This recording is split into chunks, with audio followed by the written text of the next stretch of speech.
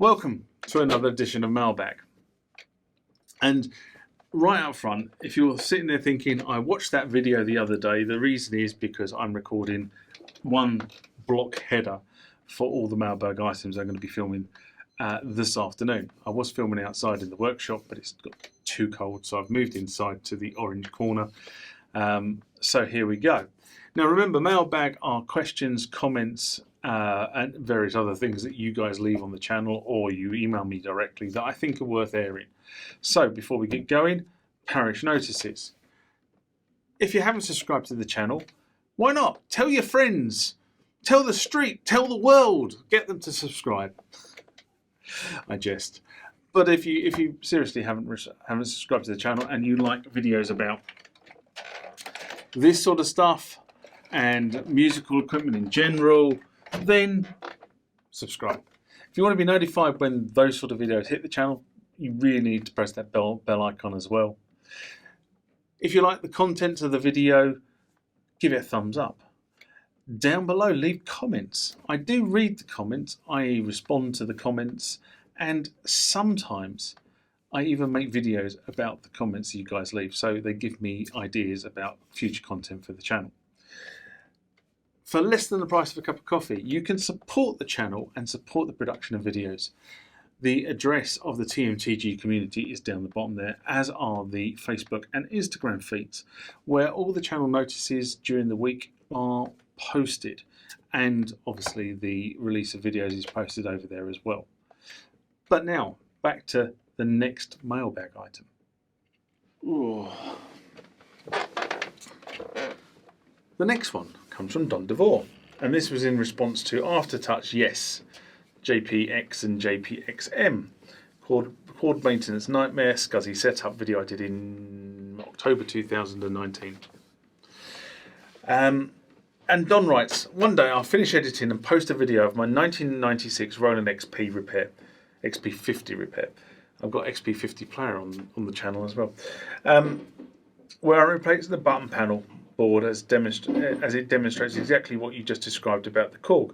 The fact that these instruments still work 25 years on is a testament to their design. If they are well maintained, can last for decades, long enough to come back into style and become desirable again when the new generation discover them. Absolutely rock on, Don. I look forward to seeing the video when you've done it. These legacy keyboards do, if looked after, last many years. You tend to find that where the instrument's been abused, that's probably where maintenance issues come in. But if the instrument has been fairly well looked after, it will give you many years of good service. When you open them up, one of the things you see when the videos you open these things up is just how rugged they were built. They were designed to be on stage. They were designed to take punishment. The modern keyboards, though, manufacturing techniques have changed, and unfortunately that also means that they're not as ruggedized as some of the keyboards that were in the past. Now I've just acquired, and if you watch the channel you would have seen that over Christmas, a couple of weeks ago actually, I actually showed off the S2400 coming in from Myler Instruments. Now I haven't done any videos to the channel yet. I'm still struggling to find my way through the basics of the machine at the moment, with time and being tired and stuff like that. But that is built like a tank as well. But you look at some of these instruments and they are plastic, and you know that as soon as you drop something or something gets hit against it, that plastic is going to crack, and then that's the case gone, and then you're looking at a new case, and you know. Whereas these older things, I mean, the biggest thing with the older keyboards, to be honest, is typically there'll be a metal case, a metal facade, and it gets scratched. But there is a company in Poland that can help you out with that sort of stuff.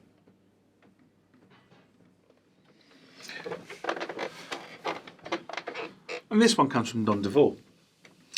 And it's in response to the 808 day video, is renting synths a good idea, that I did in 2018, September 2018.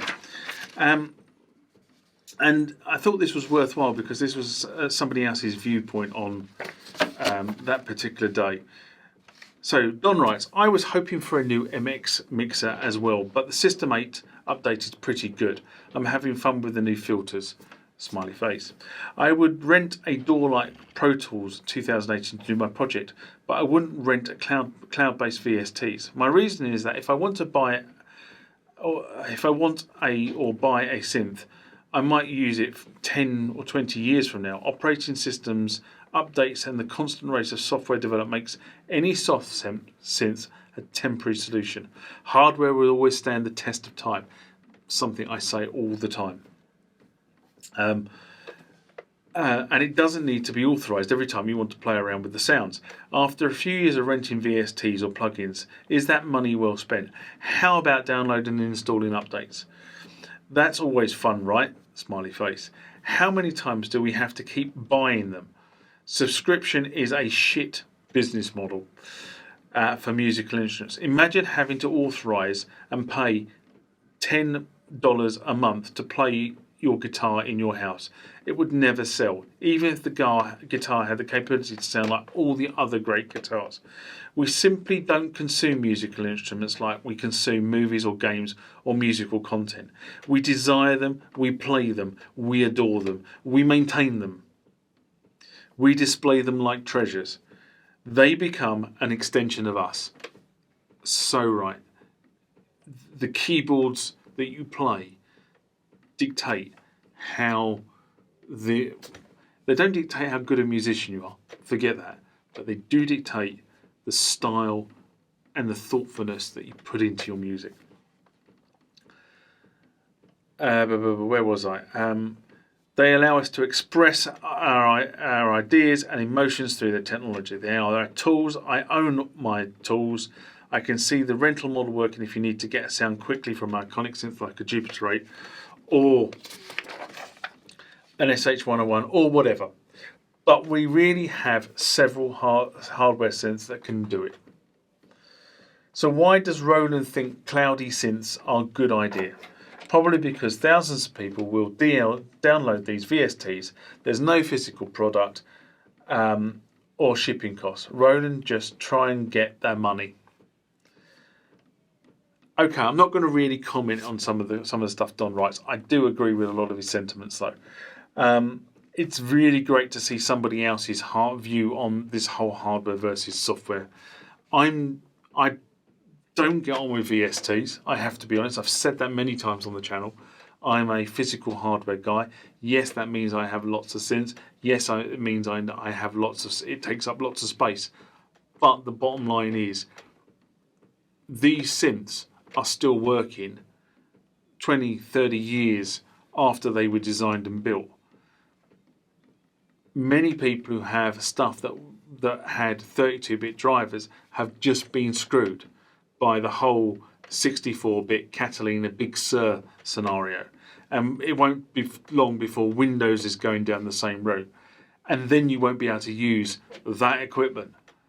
Now, I don't know about you guys out there, but I just feel that Don's sentiments about, constantly chasing the software, constantly making the updates, right? That is a never-ending cycle.